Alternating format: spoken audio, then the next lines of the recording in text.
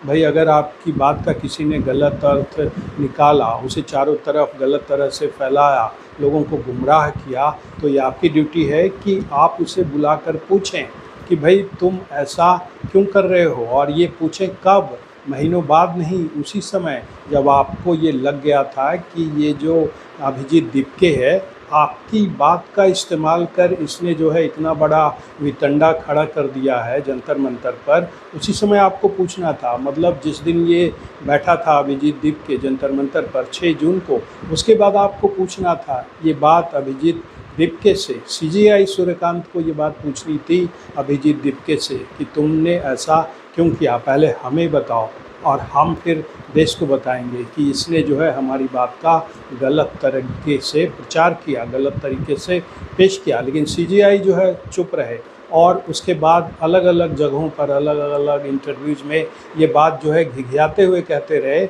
कि जो है उनकी बात का गलत अर्थ निकाला गया। लेकिन इसकी कीमत किसने चुकाई? इसकी कीमत जो है देश ने चुकाई। 20 जुलाई को जो कुछ भी हुआ जंतर पर, उससे जो है भारत की छवि खराब हुई। इस देश के प्रधानमंत्री को, उनकी स्वर्गीय माँ को जो है भद्दी भद्दी गालियाँ दी गई, उनके पोस्टर्स बनाए गए, प्राइवेट पार्ट्स को लेकर जो है पोस्टर्स बनाए गए और जंतर मंतर पर दिखाए गए। मतलब सोचिए, एक देश के प्रधानमंत्री का भद्दा विभत्स पोस्टर्स बनाया जाए और इस देश का जो चीफ जस्टिस है वो ये पूछे तक नहीं। नमस्कार। लगता है देश में इन दिनों माफ़ी का कार्यक्रम चल रहा है।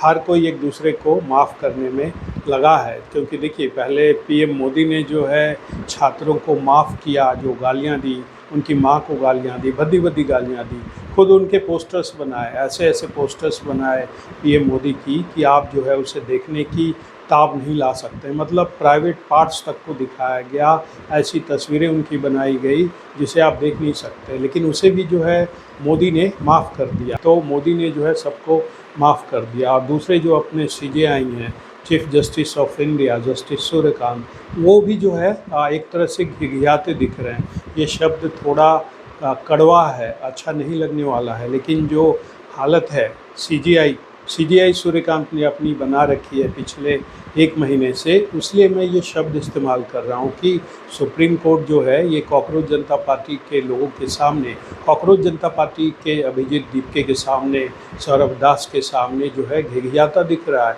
यही कर रहे हैं सीजेआई पिछले 1 महीने से। पिछले 1 महीने से वो कह रहे हैं कि भाई मैंने ऐसा कोई बयान दिया ही नहीं था, मैंने ऐसा कहा ही नहीं था।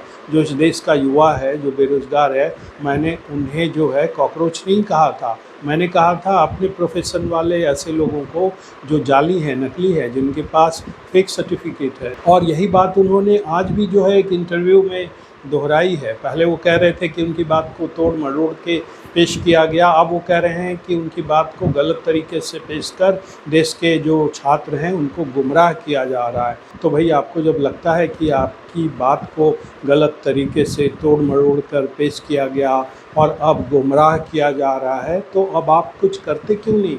पिछले 1 महीने से आप यही बात जो है, यही गीत गा रहे हैं कि मेरी बात को जो है गलत तरीके से पेश किया गया। लेकिन आपके इसी बयान से जो है, सोचिए कि एक पार्टी खड़ी हो गई, कॉकरोच जनता पार्टी। बोस्टन से जो है दीपके दिल्ली आ गया, जंतर मंतर पर इतना हंगामा हुआ, लाठियाँ चली, कई छात्र घायल हुए, पुलिस वाले घायल हुए। और अगर उस दिन ये भीड़ जो है, ये अराजक भीड़ जो है, जो आपके बयान के बाद जो है दीपके ने जो कुछ भी किया था उसके बाद ये भीड़ यहाँ आई थी, अगर ये अराजक भीड़ पार्लियामेंट में घुस जाती और गोली चल जाती तो इसका जिम्मा किसके सिर पे जाता? इसका जिम्मा आपके सिर पे जाता, क्योंकि आपके बयान से जो है ये कॉकरोच जनता पार्टी खड़ी हुई, पैदा हुई। और आप जो है पिछले 1 महीने से यही बात जो है बार बार दोहरा रहे हैं। भाई आपको जब लगता है कि ये गलत हुआ तो आपने उसी समय कार्रवाई क्यों नहीं की? ये 6 जून को बैठा था अभिजीत दीपके, कॉकरोच जनता पार्टी वाला, तो आपने उस वक्त क्यों नहीं कहा कि मेरी बात का गलत अर्थ निकाला गया? और ये दीपके जो है कॉकरोच जनता पार्टी लेकर जो है दिल्ली आ गया और अब ये धरना प्रदर्शन पे जुटा है। तो पहले अभिजीत दीपके मेरी बात का जवाब दे कि कैसे उसने मेरी बात का गलत अर्थ निकाल कर कॉकरोच जनता पार्टी बना ली, 2 करोड़ से ज़्यादा जो हैं खड़े कर लिए फॉलोअर्स। इसके बाद जो है इसे मैं दूंगा परमिशन जंतर मंतर पर बैठने की। पहले मेरी बात का ये जवाब दे। मतलब स्थिति पूरी साफ हो जाए। लेकिन सीजेआई सूर्यकांत ने ऐसा कुछ नहीं किया, वो चुपचाप बैठे रहे और ये बस बयान देते रहे कि उनकी बात का गलत अर्थ निकाला गया। उसके बाद फिर ये दोहराने की ज़रूरत नहीं है कि जंतर मंतर पर 20 जुलाई को क्या हुआ। उस दिन कुछ भी हो सकता था और जंतर मंतर पर उस दिन कुछ और हो जाता, इससे बड़ा भयानक कुछ हो जाता, तो इसकी जिम्मेदारी कौन लेता? क्या सीजेआई जस्टिस सूर्यकांत लेते? क्या ये जस्टिस सूर्यकांत की ड्यूटी नहीं थी कि जब ये कॉकरोच जनता पार्टी का अभिजीत दीपके दिल्ली आया था, 6 जून से बैठा था जंतर मंतर पर, उसी वक्त उससे जो है जवाब मांगते कि तुमने ये कैसे कर लिया?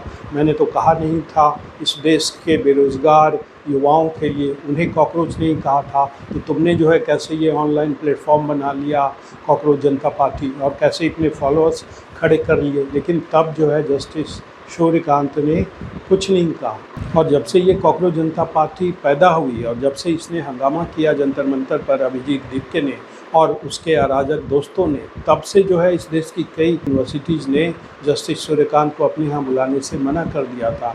मुंबई में जो Tata institute of social sciences है, वहाँ भी जो है उसने भी मना कर दिया था उनसे रिलेटेड किसी लेक्चर में उन्हें बुलाने से। इसके अलावा जो नालसर है हैदराबाद में, उसने भी जो है मना कर दिया था कि इनके हाथों से हम जो है कोई अवार्ड, कोई उपाधि नहीं लेंगे, मतलब जस्टिस सूर्यकांत के हाथों से, सीजेआई सूर्यकांत के हाथों से। लेकिन तब भी जो है सीजेआई सूर्यकांत ने इस पर कोई कठोर कार्रवाई नहीं की, कॉकरोच जनता पार्टी के लोगों के खिलाफ कोई कार्रवाई नहीं की, उन्हें बुलाकर अदालत में पूछा भी नहीं कि भाई तुमने ये कैसे किया, क्यों किया। इससे तो जो है गलत मैसेज जा रहा है देश भर में कि अदालत ने ऐसी बात कह दी, अदालत की जो है एक तरह से बेइज्जती हो रही है। उससे जो है भारत की खराब छवि बनी विदेश में, कैसे पीएम की मां को गाली दिया गया, ये सब हुआ इसी अभिजीत दीपके की वजह से।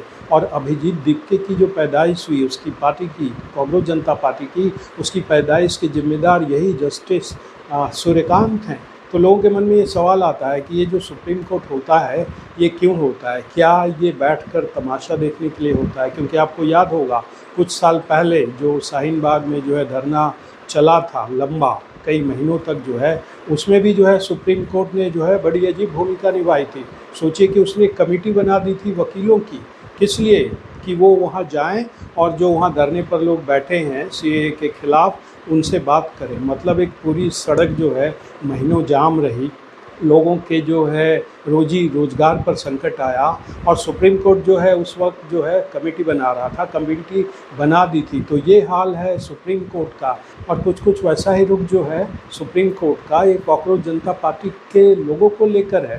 ये तमाम तरह की बातें कर रहा है ये अभिजीत दीपके, सौरभ दास टेलीविज़न चैनलों पर बैठकर जो है वो जजेस के बारे में उनके बातों पर सवाल उठा रहा है, उन पर टिप्पणी कर रहा है। लेकिन जो सीजेआई है जस्टिस सूर्यकांत, वो ये कहते फिर रहे हैं कि हमारी बात का गलत अर्थ निकाला गया। भाई तो आप एक्शन लो ना, आप कार्रवाई करो, पूछो इससे बुलाकर अदालत में कि तुमने ऐसा क्यों किया। क्योंकि ये मामला सिर्फ सीजेआई का नहीं है, ये मामला सिर्फ ये कॉकरोच जनता पार्टी का नहीं है, ये मामला जो है देश का है। क्योंकि देश में एक ऐसा हंगामा, एक ऐसा वितंडा खड़ा हुआ था 20 जुलाई को जंतर मंतर पर, जो कोई भी रूप ले सकता था। तो एक बड़ा सवाल है कि सुप्रीम कोर्ट जो है घिघियाना छोड़े और वो सीधा जो है अभिजीत दीपके को बुलाकर जो है पूछे कि तुमने ऐसा क्यों किया, हमारी बात को जो है तोड़ मरोड़ कर क्यों दुनिया के सामने पेश किया। सबसे मज़ेदार बात यह है कि सुप्रीम कोर्ट ने अभी तक पूछा नहीं है। वो अलग अलग जगहों पर इंटरव्यू में तो कह रहे हैं कि उनकी बात का गलत अर्थ निकाला गया, लेकिन वो इस अभिजीत दीपके को बुलाकर पूछ नहीं रहे हैं अदालत में कि भाई तुमने ऐसा क्यों किया। तो ये हाल है सुप्रीम कोर्ट का। तो अब देखते हैं कि कहाँ तक ये जो है सीजेआई जाते हैं और कहाँ तक ये जो है अभिजीत दीपके कॉकरोच जनता पार्टी जाता है, इस पर सबकी निगाह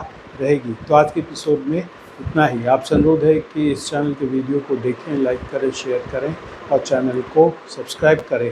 अब हमें आज्ञा दीजिए। नमस्कार।